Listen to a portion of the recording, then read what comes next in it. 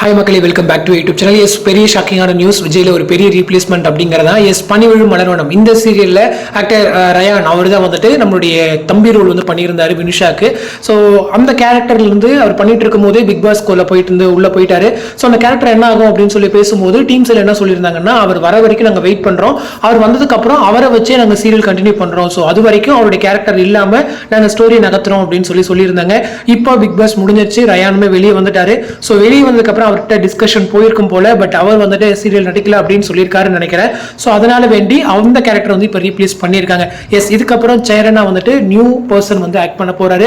So இவர் வந்துட்டு சீரியல்ல புதுசு அப்படிங்கிறது தான். ஸோ ஆக்டர் நேம் வந்துட்டு தேஜாங். ஸோ இவர் வந்து நிறைய மூவிஸ் தான் பண்ணியிருக்காரு, சீரியல்ஸ்ல ஃபர்ஸ்ட் டைம் வராரு அப்படின்னு நினைக்கிறேன். பெண் குயின், தமிழரசன், விக்ரம், நானே வருவேன், கோடாவரி, இந்த மாதிரி நிறைய மூவிஸ் வந்து இவர் பண்ணியிருக்காரு. ஸோ ஃபர்ஸ்ட் டைமா சீரியலுக்குள்ள, அதுவும் இந்த மாதிரி ஒரு பெரிய சீரியல்ல தம்பி ரோல்ல பெரிய ரோல் அப்படின்றது தான்.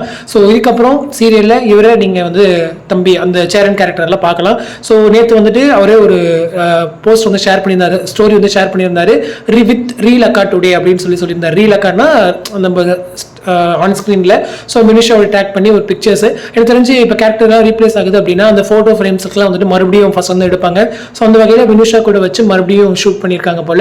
ஸோ அந்த மாதிரி அவங்க ரெண்டு பேரும் சேர்ந்து இருக்கிற பிக்சரை அவர் நேற்று வந்து அஃபிஷியலாக ரிலீஸ் பண்ணியிருந்தார். ஸோ இதுக்கப்புறம் சேரனா இவர் தான் வந்து கண்டினியூ பண்ணுறாரு. ஸோ பெஸ்ட் விஷஸ் வரைக்கும். அதே போல் நம்மளுடைய ரயானுமே வந்துட்டு கொஞ்சம் பிக் பாஸ் போயிட்டாரு, இதுக்கப்புறம் பெரிய ஆப்பர்ச்சுனிட்டிஸ் எக்ஸ்பெக்ட் பண்ணுவார், சீரியல் சைடு வருவார் அப்படின்ற ஒரு பெரிய கேள்வியுமே இருக்குது. அப்படியே வந்தாலும் ஹீரோவா மெயின் லீடா அந்த மாதிரி பண்ணுறதுக்கு தான் நிறைய வாய்ப்புகள் இருக்குது. ஸோ அவர் அடுத்தடுத்து என்ன ப்ராஜெக்ட்ஸ் பண்ணுறாரு அப்படிங்கிற அப்டேட்மே இருக்குது. ஸோ அப்டேட்ஸ் கிடச்சிச்சு அப்படின்னா உங்களுக்கு நான் செப்பரேட்டாக போஸ்ட் பண்ணுறேன். ஸோ இந்த அப்டேட் பற்றின உங்களோட கமெண்ட் செக்ஷன் சொல்லுங்கள். இந்த சீரியல் ஒரு நல்ல ஒரு சீரியல், நல்ல ஒரு டிசர்விங், நல்ல ஒரு டைம் ஸ்லாட்டுக்கு வரணும் அப்படின்றதான். பட் இந்த சீரியல் இன்னுமே பெருசாக ரீச் ஆகலை, டிஆர்பிலுமே கொஞ்சம் லோவாக தான் இருந்துட்டு இருக்காங்க.